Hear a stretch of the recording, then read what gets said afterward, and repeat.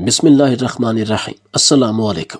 ایک میراثی اوپر سے خواجہ سرا میرے آفس آیا اور کہا کہ مجھے نوکری چاہیے۔ میں نے میراثی سے پوچھا کہ کون سی نوکری کر سکتے ہو؟ وہ کہنے لگا کہ بریک ٹائم میں آفس کے تمام لوگوں کو ہنسایا کروں گا۔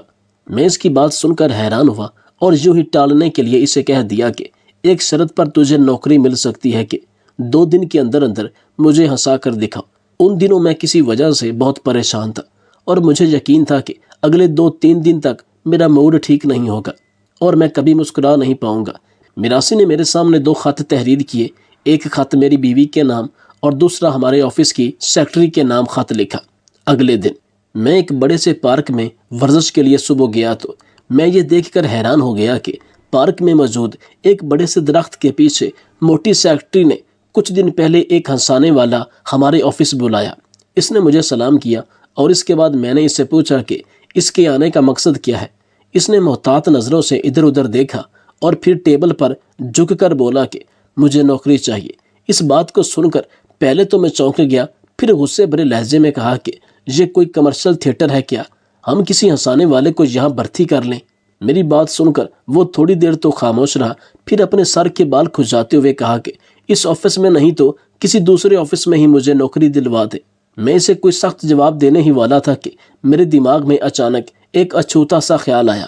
میں نے کرسی منگوائی، اسے اپنے سامنے بٹھایا اور پھر کہا، بھائی 2 کپ چائے پلاؤ۔ میں نے اس کے لیے بھی چائے منگوائی اور پھر اس کے کاندھے پر ہاتھ رکھ کر کہا کہ تجھے ایک اچھی نوکری مل سکتی ہے، مگر شرط یہ ہے کہ تم مجھے یہاں ہنسا کر دکھاؤ۔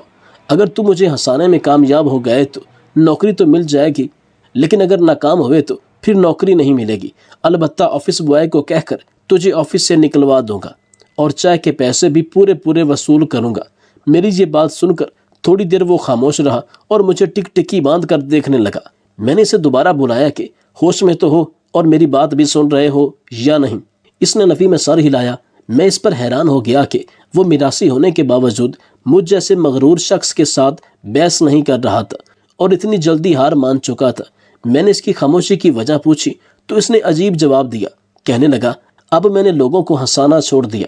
میں نے پوچھا کہ اس کی کوئی خاص وجہ تو وہ کہنے لگا کہ لوگوں نے اب ہنسنا چھوڑ دیا ہے، چاہے جتنی کوشش کرو وہ اوپر سے مسکرا لیتے ہیں لیکن دل سے ہنستے نہیں۔ میں نے ایک زوردار کہکا لگایا اور کہا کہ ایسا کیسے ممکن ہے؟ یہ تمہاری غلط فہمی ہے۔ لوگ آج بھی ہنستے ہیں، مزاحیہ تحریریں پڑھتے ہیں، مزاحیہ ڈرامے دیکھتے ہیں۔ اگر لوگوں نے ہنسنا چھوڑ دیا ہوتا تو نہ آج کل کوئی مزاحیہ ڈرامہ بناتا، نہ ایسے شوز ہوتے جس میں لوگ کامیڈی کا مظاہرہ کرتے ہیں۔ میری یہ بات سن کر اس نے اپنے ہاتھ کی انگوٹھی ایک انگلی سے نکال کر دوسری انگلی میں ڈالی اور اپنی بڑی ہوئی شیو پر ہاتھ لگا کر بولا کہ بات دراصل یہ ہے کہ دنیا ہنستی نہیں، دنیا دوسروں کی ذلت پر خوش ہوتی ہے۔ انہیں دوسرے لوگوں کا ذلیل ہونا پسند ہے، اس چیز سے انہیں راحت ملتی ہے۔ میں نے اس بات کو سن کر دوبارہ کہا کہ تم ایسی بات کیسے کہہ سکتے ہو؟ اب اس نے اپنی سائیڈ والی جیب سے سگریٹ کی ایک ڈبی نکالی، سستے والی سگریٹ نکال کر پینا شروع کیا۔ میں نے ایس ٹرے اس کے سامنے رکھی۔ اس نے شکر گزار نظروں سے میری طرف دیکھا۔ میں ابھی بھی اس کے جواب کا منتظر تھا۔ تھوڑی دیر تو خاموشی رہی، پھر اس نے بولا کہ آپ کا منہ فلسطین کے وڈے لومڑ جیسا ہے۔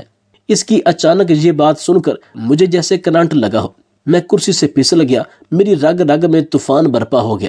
دل میں سوچنے لگا کہ اس کی جرت کیسی ہوئی مجھ سے اس طریقے سے بات کرنے کی۔ میرے ہی آفس میں بیٹھا ہے اور مجھے ہی لومڑ کہہ رہا ہے۔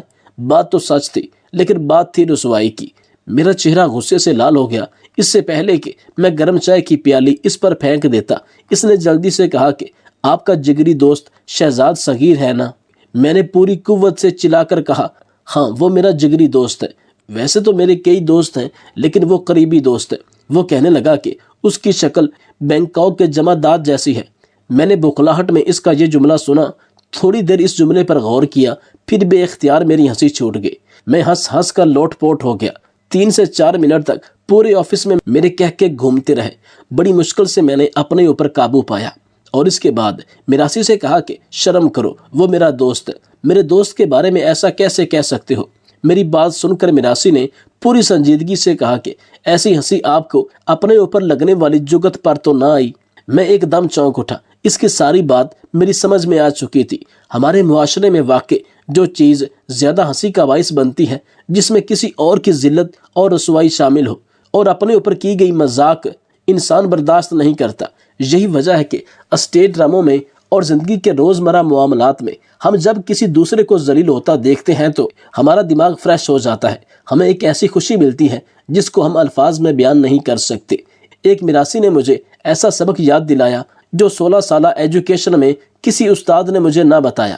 کوئی بندہ راستے میں چلتا گر جائے، کسی کے پیچھے کتا لگ جائے، کسی کی گاڑی خراب ہو جائے، کوئی شخص بولتے ہوئے غلط الفاظ بول لے، کسی مسافر کی بس چھوٹ جائے اور وہ بیچارہ پیچھے بھاگ رہا ہو، ایسے موقع پر ہماری ہنسی نہیں رکتی۔ اگر یہی معاملہ ہمارے ساتھ پیش آئے اور دوسرا ہمارے اوپر ہنسے تو یہ بات ہم سے برداشت نہیں ہوتی۔ گویا خوش ہونے کے لیے ضروری ہے کہ کسی دوسرے کو ہی ذلیل کیا جائے۔ یہی رویہ ہماری زندگی کے ہر پہلو میں نظر آتا ہے۔ ہمیں اپنے سکھ سے اتنی راحت نہیں ملتی جتنی کہ دوسرے کے دکھ سے راحت ملتی ہے۔ یہاں جو انسان اچھی نوکری پر ہے وہ بڑی طمانینت سے مسکراتے ہوئے بے روزگار کو اٹھتے بیٹھتے اپنی کامیابی کی وجوہات بتاتا ہے اور یہ بھی بتانے کی کوشش کرتا ہے کہ تم لوگوں نے کیا کیا غلطیاں کی جس کی وجہ سے تم جاب سے محروم رہے یا کسی بڑے کاروبار کو کرنے سے محروم رہے، اس کی ناکامیوں کی وجوہات بتاتا ہے۔ وہ بیچارہ اگر اس سے 10 گنا زیادہ ہی ذہین کیوں نہ ہو، ہم ایسی قوم بن چکے ہیں کہ کسی بھوکے کو دیکھ کر ہی کھانا منگواتے ہیں۔ جب ہم کسی گاڑی کے اندر اے سی آن کر کے اپنی فیملی کے ساتھ جا رہے ہوتے ہیں تو سڑک پر اپنی بیوی بچوں کا بوجھ اٹھائے سائیکل پر ایک غریب شخص ہمیں بہت لطف دیتا ہے کہ دیکھو اس کے 4 بچے ہیں اور یہ سائیکل پہ جا رہا ہے، وہ دیکھو ایک کو ڈنڈے پر بٹھایا ہے اور دوسرے کو اپنے کندھے پر۔ ہمارے سامنے اگر کسی کمزور کو مار پڑ رہی ہو تو ہم بڑی دلچسپی کے ساتھ اسے دیکھتے ہیں اور مسکراتے ہیں۔ ہم اپنی کامیابیوں کو اپنا حق سمجھ کر انجوائے کرتے ہیں اور ناکام انسانوں کو محنت کرنے کا مشورہ دیتے ہیں۔ جس کے پاس اپنا ذاتی گھر ہے وہ کرائے میں رہنے والوں کی بے بسی کا مذاق اڑاتا ہے، اٹھتے بیٹھتے ان کو مشورے دیتا ہے کہ اپنا گھر خریدنے کے بارے میں بھی سوچو، کب تک اس کرائے کے گھر میں رہو گے؟ حالانکہ جو شخص کرائے کے گھر میں رہتا ہے اس سے زیادہ اپنا گھر بنانے کی خواہش کون کر سکتا ہے؟ لیکن بیچارہ مجبور ہوتا ہے، حالات کا مارا ہوتا ہے۔ اگر کسی کی گاڑی یا موٹر سائیکل نہر میں گر جائے تو ساتھ دینے کی بجائے اس لمحے کو انجوائے کرنے والے لوگ زیادہ ہوں گے۔ کچھ تو یہ بھی کہیں گے، ہور چلا تیز، تیری اپنی کمائی نہیں نہ کاکا، تیرے ابے دی بنائی ہوئی ہے۔ مگر زندگی میں بعض دفعہ ایسا لمحہ ضرور آتا ہے کہ اذیت میں ہم ہوتے ہیں اور مسکرانے کے لیے پوری دنیا، ہم میں سے ہر شخص کی مجبوریاں دوسروں کو ہنسانے کا بھرپور صلاحیت رکھتی ہیں۔ ہم سب یک وقت تماشا بھی ہیں اور تماشائی بھی۔ اس میراثی کی باتیں میرے دل کو چھو رہی تھی اور میں نے اس کو جاب پر رکھنے کا فیصلہ کیا۔ نوکری کے اگلے دن ہی میراثی کو ایک شرارت سوجھی۔ اس نے 2 خط لکھے، ایک خط میری بیوی کے نام، دوسرا ہمارے آفس کی سیکرٹری کے نام۔ مجھے نہیں معلوم تھا کہ وہ ایسا کیوں کر رہا ہے، لیکن اس نے مجھے نہیں بتایا کہ وہ کس کے نام خط لکھ رہا ہے۔ میری بیوی کے نام اس نے خط لکھا کہ میں آپ کا ہمدرد بھائی بول رہا ہوں۔ آپ مجھے نہیں جانتی لیکن میں آپ کو اچھی طرح جانتا ہوں۔ اس آفس میں کام کرتا ہوں جس آفس کا باس آپ کا شوہر ہے۔ آپ کا شوہر عنقریب دوسری شادی کرنے والا ہے۔ وہ اپنے آفس کی سیکرٹری کو پسند کرتا ہے۔ میں نے کئی بار انہیں ہوٹل میں کھانا کھاتے دیکھا ہے، پارک میں اکٹھے بیٹھ کر باتیں کرتے ہیں۔ آپ میری بات کا یقین نہیں کریں گی لیکن وہ جب گھر سے باہر ہوتا ہے اپنی سیکرٹری کے ساتھ ہی رہتا ہے۔ اگر آپ اپنے شوہر کو دوسری شادی سے روکنا چاہتی ہیں تو یہی موقع ہے۔ اور یہ صبح صبح جب آپ کا شوہر ورزش کرنے کے بہانے پارک میں جاتا ہے تو ادھر بھی وہ اپنی سیکرٹری سے ہی ملتا ہے۔ میری بیوی نے جب یہ خط پڑھا تو اسے اپنی آنکھوں پر یقین نہ آیا۔ اس کی نظر میں میں ایک دھوکے باز شخص ہوں۔ اب وہ انتظار کر رہی تھی کہ کب صبح ہوگی اور میں اپنے شوہر کو رنگے ہاتھوں پارک میں پکڑ لوں گی۔ دوسرا خط اس نے سیکرٹری کے نام لکھا جس میں اس نے میرا نام استعمال کر کے تحریر کیا کہ ویسے تو میں اس آفس کا ہیڈ ہوں لیکن میں آپ کو بہت چاہتا ہوں۔ پچھلے کئی دنوں سے میں انتظار میں تھا کہ اپنے دل کا حال آپ کے سامنے بیان کروں مگر ہمت نہیں ہو پا رہی تھی۔ کل چھٹی کا دن ہے، صبح 7 بجے فلاں پارک میں آ جانا۔ اگر تم آ گئی تو میں یہی سمجھوں گا کہ تمہارے دل میں میرے لیے جگہ ہے اور اگر تم نہ آئی تو میں انکار ہی سمجھوں گا۔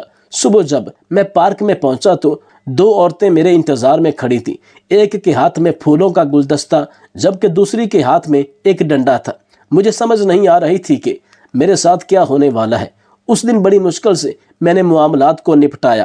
اپنی بیوی اور اس سیکرٹری کو سمجھایا کہ یہ خطوط میری طرف سے بالکل نہیں تھے، لیکن اب میں اس انتظار میں تھا کہ وہ میراثی کب میرے ہاتھ آئے گا اور اس کا وہ حشر کروں گا کہ وہ زندگی بھر یاد رکھے گا۔ اگلے دن میں جلدی سے آفس میں داخل ہوا اور آفس بوائے سے پوچھا کہ وہ میراثی کہاں ہیں، تو اس نے مجھے بتایا کہ آج وہ آیا نہیں، لیکن ایک خط آپ کے لیے چھوڑ گیا ہے۔ میں نے خط پڑھا تو اس میں لکھا تھا کہ جناب، میں ادھر کوئی نوکری وغیرہ کرنے نہیں آیا تھا، بس ٹائم پاس کرنے آیا تھا، سوچا جانے سے پہلے کچھ تجربہ ہی کر لیا جائے۔ میں نے آپ کی بیوی کے نام ایک خط لکھا، اگر میرا خط پڑھ کر بیوی نے تمہارا پیچھا کیا اور تمہارے پیچھے پارک میں آئی تو وہ آپ سے محبت تو کرتی ہے، لیکن ساتھ ساتھ شکی مزاج عورت بھی ہے، اور باقی رہی سیکرٹری تو اس کی آنکھوں میں نے آپ کے لیے محبت دیکھ لی تھی۔ اگر وہ پارک میں آپ کے پاس پھول لے کر آئے تو اس کا دل مت توڑنا، مجھے کافی دن ہو گئے ہیں، میں اس میراثی کو آج بھی ڈھونڈ رہا ہوں۔ سیکرٹری کا دل ٹوٹے یا نہ ٹوٹے، لیکن اس کی ہڈیاں ضرور توڑوں گا، جس نے پہل تو میری آنکھیں کھول دیں اور مجھے بہت اچھی کام کی باتیں بتائیں، مگر جاتے جاتے میری زندگی عذاب بنا کر چلا گیا۔ میری بیوی مجھ سے خفا ہو کر میکے چلی گئی، اور بیچاری سیکرٹری جس کی خواہ میری بیوی نے پارک میں اتنی بے عزتی کی تھی، اس نے یہ آفس ہی چھوڑ دیا۔ اس میراثی نے ٹھیک کہا تھا، لوگ ہمیشہ دوسروں کی پریشانیوں پر ہنستے ہیں، اور یقیناً مجھے ان حالات میں دیکھ کر وہ ضرور ہنس رہا ہوگا۔ اس وقت مجھے سہیل احمد کی ایک بات بڑی شدت سے یاد آئی۔ کہتے ہیں کہ جب ہم تھیٹر کرتے تھے تو اس وقت بھی ہوتا تو یہی سب کچھ تھا کہ ہم ایک دوسرے کی ٹانگ کھینچتے تھے اور لوگ بہت انجوائے کرتے تھے، لیکن یہ سب تھیٹر کی حد تک ہی ہوتا تھا۔ لوگ جب باہر نکلتے تھے تو وہ ان چیزوں کو اپنی عملی زندگی میں نہیں لاتے تھے، لیکن آج کل سوشل میڈیا کا دور ہے، ہر بندے نے فون اٹھایا ہوا ہے، کسی قسم کی کوئی الٹی بات یا ماڑے حالات کا پتہ چلا تو سوشل میڈیا پر فوراً پوسٹ کر دیتے ہیں، یہ سوچے بنا کہ اگلے بندے کو کتنی اذیت اور تکلیف ہوگی۔ بے شک وہ آپ سے کچھ نہ کہہ سکتا ہو، اور یہی وجہ ہے کہ اب میں نے تھیٹر چھوڑ دیا ہے۔ اس میں کوئی دو رائے نہیں کہ سہیل احمد تھیٹر کی دنیا اور ٹیلی ویژن کی دنیا کا بے تاج بادشاہ ہے، اس نے ہر جگہ اپنا سکہ منوایا، لیکن میں پرسنلی انہیں جانتا ہوں، وہ نہایت ہی عاجز اور شاندار انسان ہے۔ ایک دفعہ میں نے کرونا کے دنوں میں کسی ایک شخص سے کہہ دیا تھا کہ سہیل احمد نے تھیٹرز کے فلاں اداکار کے لیے راشن اور پیسے بھجوائے ہیں۔ یہ بات میں نے اپنے ایک قریبی دوست سے کی تھی، وہ کسی طرح سہیل احمد کو پتہ چل گئی تو وہ اسپیشل میرے گھر میرے پاس آئے اور مجھے کہا کہ یہ بات میں فون پر بھی کر سکتا تھا، لیکن میں نے تمہارے پاس آ کر کرنا زیادہ مناسب سمجھا کہ کرونا کے دنوں میں نے کسی کی مدد نہیں کی، اللہ نے مجھے دیے تھے، میں نے ان لوگوں میں بانٹ دیے، لہٰذا آئندہ آپ کسی سے میری کسی قسم کی نیکی کا ذکر مت کیجیے گا، لیکن ہاں جہاں میری غلطی ہو، جہاں میری برائی ہو، اس کا ڈھنڈورا ضرور پیٹیے گا۔ مجھے ان کے یہ الفاظ سن کر بہت خوشی ہوئی۔ آپ سے گزارش ہے کہ ہمارے چینل کو لائک، شیئر اور سبسکرائب کیجیے۔